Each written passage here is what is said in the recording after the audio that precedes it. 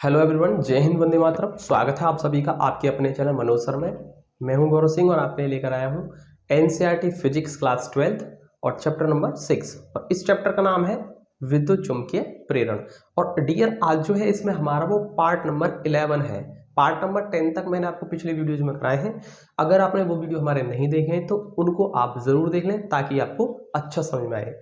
आज जो हमारा इंपॉर्टेंट टॉपिक है उसका नाम है कुंडली में संचित स्थितिज ऊर्जा, यानी कि potential energy stored in A coil. ठीक है दोस्तों, वीडियो को शुरू करने से पहले अगर आपने हमारा चैनल मनोज सर, गुरुमंत्र इंस्टीट्यूट और फिजिक्स टॉपर्स अकेडमी सब्सक्राइब नहीं किया है तो सब्सक्राइब जरूर कर लेना। और दोस्तों, इंपॉर्टेंट जो टॉपिक है आज हमारा, करते हैं हम उसकी शुरुआत। देखिए, यहां पर मैंने एक कुंडली ली है, कॉइल। ठीक है, एक कुंडली ली है जिसमें मैंने कुछ फेरे बनाए हैं। मान लीजिए इसमें फेरों की संख्या कितनी है, एन है, एन फेरों की संख्या है। और इसमें मैंने एक बैटरी और एक कुंजी के को लगाया है। और दोस्तों, जैसा कि आप जानते हैं, कुंजी को हम प्रेस करेंगे तो इस कुंडली में एक स्वप्रेरण की घटना उत्पन्न होगी, स्वप्रेरण की घटना होगी, जिस कारण से इस कुंडली के अंदर धारा के मान में वृद्धि होने के साथ साथ प्रेरित विद्युत भाग बल उत्पन्न होने लगेगा।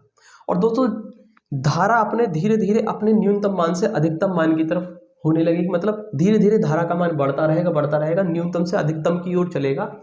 तो इसमें जो प्रेरित विद्युत भाग बल जो उत्पन्न हुआ है, ये सदैव सदैव इस मुख्य धारा का क्या करता है, विरोध करता है। ठीक है, इतना आपको समझ में आया। यानी कि हमने बैटरी को परिपथ के अंदर लगाया और जैसे ही कुंजी को दबाया, इस कुंजी से विद्युत धारा प्रवाहित होने लगेगी और धारा के मान में परिवर्तन होने के कारण इस कुंडली के अंदर एक प्रेरित विद्युत भाग बल उत्पन्न होगा, जो कि सदैव धारा के बढ़ने का विरोध करता है। अर्थात विद्युत धारा को अपने न्यूनतम मान से अधिकतम मान तक पहुंचने के लिए इस प्रेरित विद्युत भाग बल के विरुद्ध कुछ कार्य करना पड़ता है। और यही कार्य जो किया जाता है, उसके लिए ऊर्जा जो मिलती है इस बैटरी से मिलती है। और यही ऊर्जा इस कुंडली के अंदर स्थितिज ऊर्जा के रूप में इकट्ठी हो जाती है, संचित हो जाती है। तो आई थिंक आपको समझ में आया होगा क्या है स्थितिज ऊर्जा, क्या है। तो कुंडली की स्थितिज ऊर्जा का मतलब आपको समझ में आया क्या है। आइए इसको मैं यहां पर लिख देता हूं परिभाषा को, कि परिभाषा क्या है इसकी। तो देखिए, परिभाषा मैंने लिख दी है स्थितिज ऊर्जा की। क्या है, जब किसी कुंडली में दिष्ट धारा प्रवाहित की जाती है तो कुंडली में स्वप्रेरण के कारण विद्युत भाग बल उत्पन्न हो जाता है, जो कुंडली में विद्युत धारा के बढ़ने का विरोध करता है। यही मैंने आपको बताया था। अतः धारा को अधिकतम मान तक पहुंचने के लिए प्रेरित विद्युत भाग बल के विरुद्ध कुछ कार्य करना पड़ता है, जिसके लिए ऊर्जा बैटरी द्वारा प्राप्त होती है। ठीक है, और यही कार्य कुंडली के अंदर स्थितिज ऊर्जा के रूप में संचित हो जाता है, इकट्ठा हो जाता है। यही मैंने आपको यहां पर समझाया था। ठीक, मैंने यही डेफिनेशन आपको बताई थी।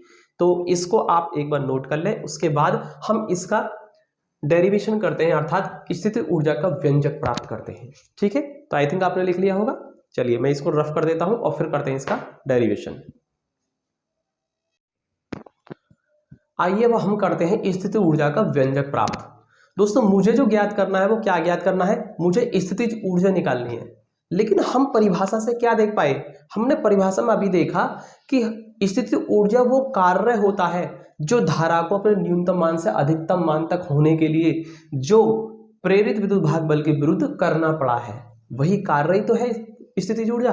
तो हम स्थितिज ऊर्जा ना निकालकर हम वो कार्य निकालते हैं, तो वही कार्य क्या हो जाएगा, परिभाषा के अनुसार स्थितिज ऊर्जा हो जाएगा। तो इसलिए हमको वो कार्य निकालना है। तो उसको कैसे निकालेंगे, देखिए सबसे पहले मान लेते हैं, माना क्या मानेंगे, माना सूक्ष्म आवेश, माना सूक्ष्म आवेश dq। भाई एक साथ हम आवेश नहीं देंगे, थोड़ा थोड़ा करके ही आवेश दिया जा सकता है, आवेश का एक आंतरिक गुण होता है। तो माना सूक्ष्म आवेश dq देने में किया गया कार्य ही तो निकालना था हमें। तो कितना कार्य होगा, मान लीजिए वो कार्य का मान भी क्या होगा, सूक्ष्म होगा, इसलिए मैं उस कार्य को dw मान लेता हूं। ठीक है, dw ये हो गया कार्य। ठीक है, कार्य कैसे निकलेगा, आवेश ले रहे हैं, आवेश। ठीक है, तो कितना होगा, E × dq। तो q आवेश देने में किया गया कार्य है। ये कहां से आया फॉर्मूला, आप जानते हैं V बराबर W बटे Q होता है, ये विभव का फॉर्मूला होता है W बराबर, ठीक है, V बराबर W बटे Q, और यहां से अगर हम कार्य निकालें W बराबर हो जाता है VQ, ठीक है। तो यहां पर मैंने V ना लेकर, विभवांतर ना लेकर क्या लिया, मैंने विद्युत भाग बल लिया है। कौन सा विद्युत भाग बल है ये प्रेरित विद्युत भाग बल है, ठीक है, जो उत्पन्न हुआ है। तो इसलिए यहाँ क्या लेंगे हम, प्रेरित विद्युत भाग बल E लेंगे यहाँ पर। तो dW कितना हो जाएगा, यहाँ से ये हो जाएगा E इंटू DQ हो जाएगा इस फॉर्मूले से, ठीक है। आई थिंक आपको इतना समझ में आया होगा मैंने कहां से लिया है। अब देखिए इसमें हमें एक नेगेटिव साइन और लगाना होगा। नेगेटिव साइन हम इसलिए लगा रहे हैं क्योंकि ये जो विद्युत भाग बल जो होता है ये सदैव क्या करता है, विद्युत धारा का विरोध करता है। लेंज के नियम के अकॉर्डिंग हमने यहाँ पर एक माइनस साइन लगा दिया है, ठीक है। आई थिंक इतना समझ में आया होगा ये, ठीक है। चलिए इतना कार्य होगा, और dW इसको हम थोड़ा सा सॉल्व करेंगे माइनस के E। देखिए ये हम फैराडे के नियम पर आते हैं।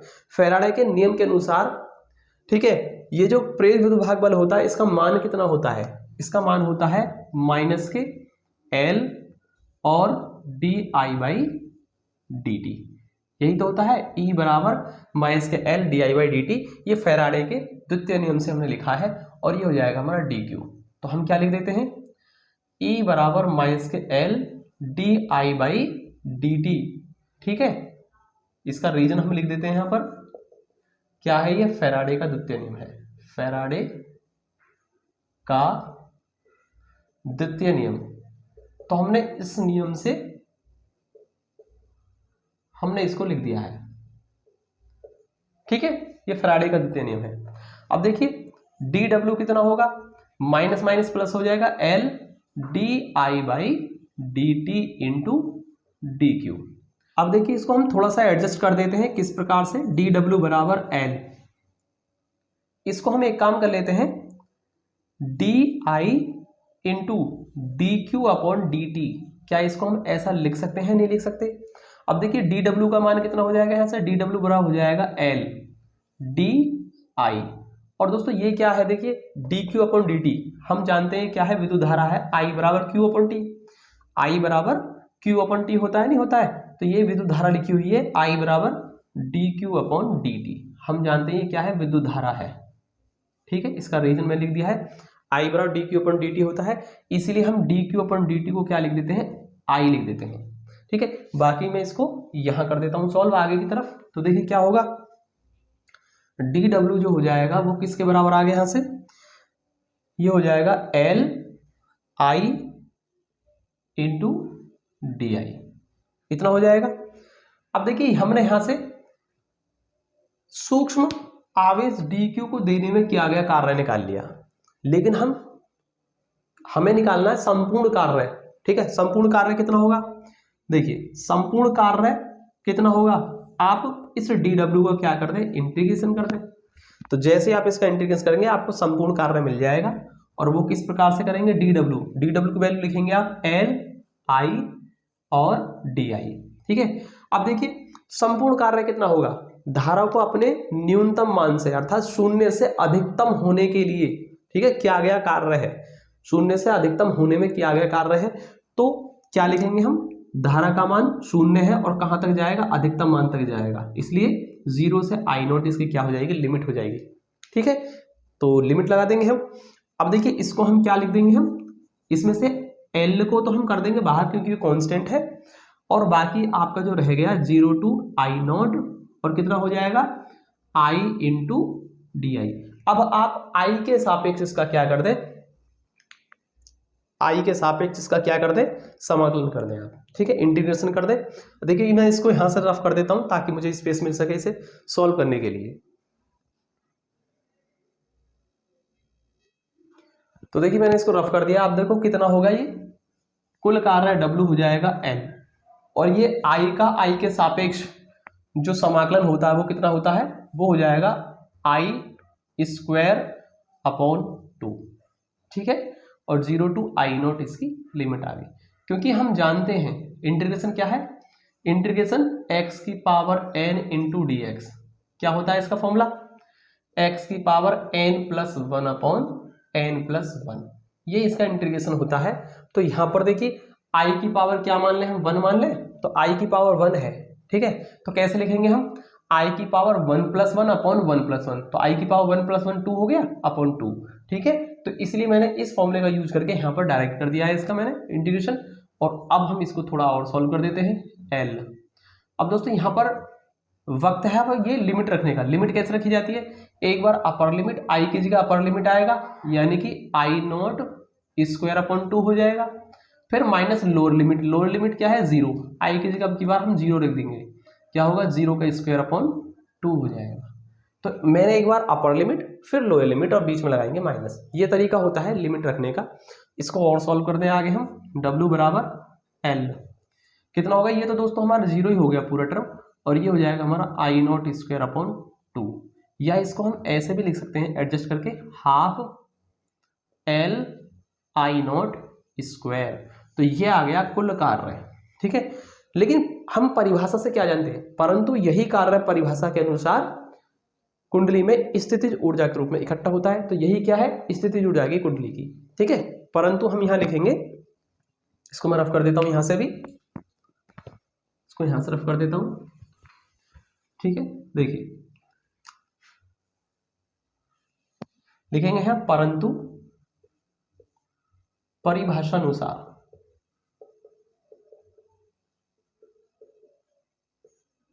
यही कार्य कुंडली में स्थितिज ऊर्जा के रूप में संचित हो जाता है।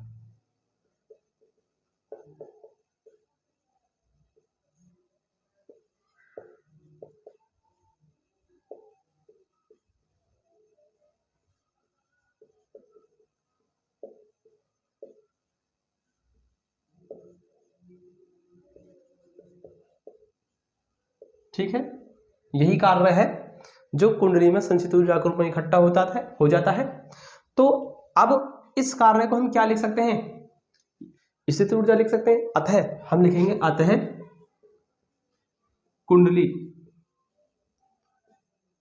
की स्थितिज ऊर्जा कितनी होगी, स्थितिज ऊर्जा क्या होती है स्थितिज ऊर्जा, उसको हम U से प्रदर्शित करते हैं, किससे, U। तो U = हाफ L I0², ठीक है दोस्तों। तो ये होगी स्थितिज ऊर्जा और यही है इसका फाइनल आंसर, ठीक है। और ये किस में होगी, जूल में होगी, आप यहाँ जूल लिख दें, क्योंकि ऊर्जा है, ऊर्जा का मतलब क्या होता है, जूल होता है, ठीक है। तो आई थिंक आपको ये समझ में आया होगा, डेरिवेशन काफी अच्छा डेरिवेशन है, और है कुछ नहीं इसमें, ओनली एक इंटीग्रेशन है, और उसका मैंने आपको यहाँ पर फॉर्मूला भी लिखा है, ठीक है। स्थितिज ऊर्जा की परिभाषा मैंने आपको बता दी। अगर आपको परिभाषा याद है तो आपको डेरिवेशन करने में कोई भी समस्या नहीं होगी, ठीक। अगर आपको वीडियो अच्छा लगा हो तो लाइक करें, चैनल को सब्सक्राइब जरूर कर लें। दोस्तों अपना प्यार और सपोर्ट हम पर बनाए रखिए, ठीक है। वीडियो को लाइक शेयर कमेंट करते रहिए। मिलते हैं अगली वीडियो में, तब तक के लिए जय हिंद, वंदे मातरम।